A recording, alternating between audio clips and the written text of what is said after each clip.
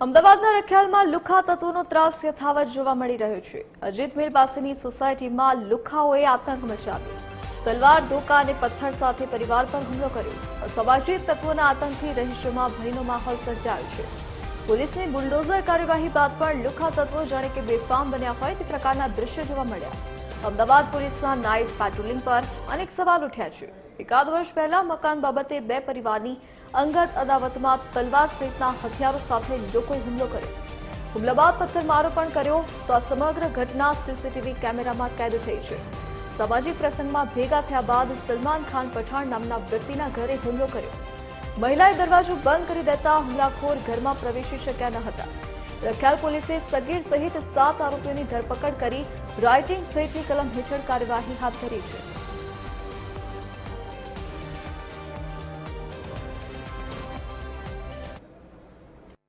કે આ કામના ફરિયાદી તથા આરોપી બંને સુંદરમનગરમાં પડોશમાં રહે છે અને તેમની જૂની અદાવતના કારણે અવારનવાર ઝઘડા ચાલતા હતા એવી હકીકત જણાવેલ છે। આ બાબતે રાત્રે ફરિયાદી અને આરોપી એક સામાજિક પ્રસંગમાં રખિયાલ ખાતે ભેગા થયેલ, ત્યાં બોલાચાલી થયેલ હતી।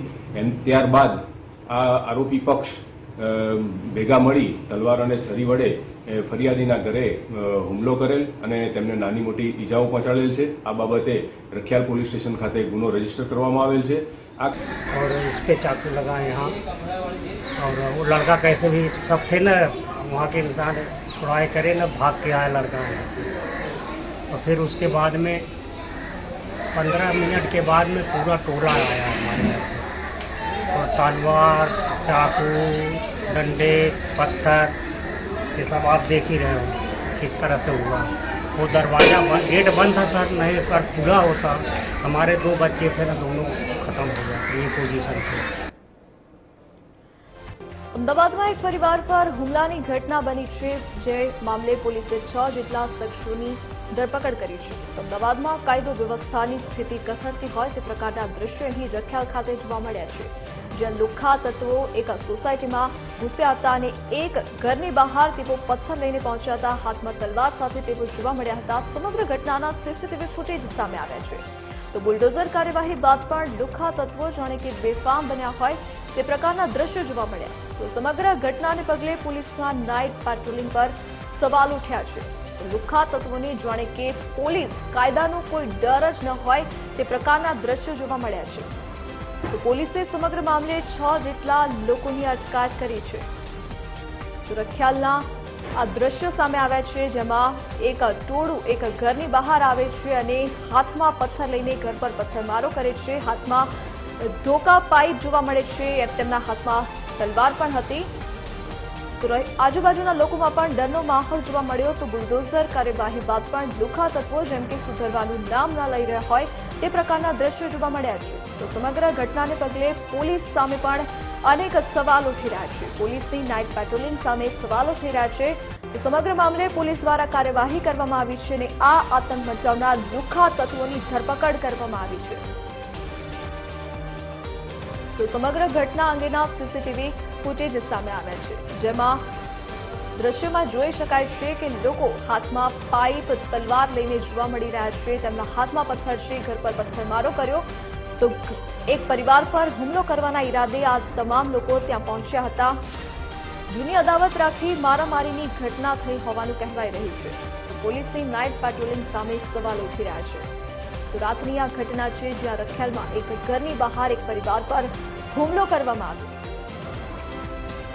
તો સમગ્ર મામલે પોલીસ દ્વારા કાર્યવાહી કરવામાં આવી છે અને પોલીસે આ મામલે 6 લોકો વિરુદ્ધ ગુનો નોંધ્યો છે અને તમામ લોકોની ધરપકડ કરવામાં આવી છે।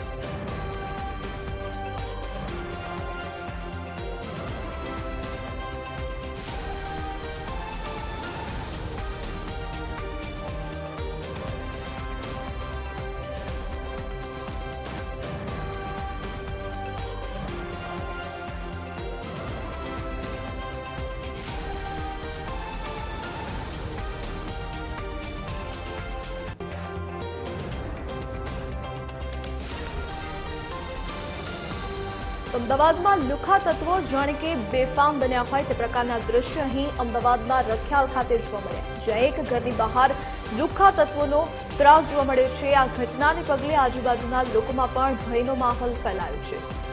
તો એક ટોળું આવે છે અને એક ઘરની બહાર પથ્થરમારો કરે છે। તેમના હાથમાં લાકડી ધોકા પાઇપ જોવા મળે છે। હાથમાં તલવાર લઈને એક પરિવાર પર હુમલો કરવાના ઈરાદે આ તમામ લોકો અહીંયા આવ્યા હતા। જાણે કે પોલીસનો કોઈ ડર જ ન હોય તે પ્રકારના દ્રશ્યો અહીં જોવા મળ્યા।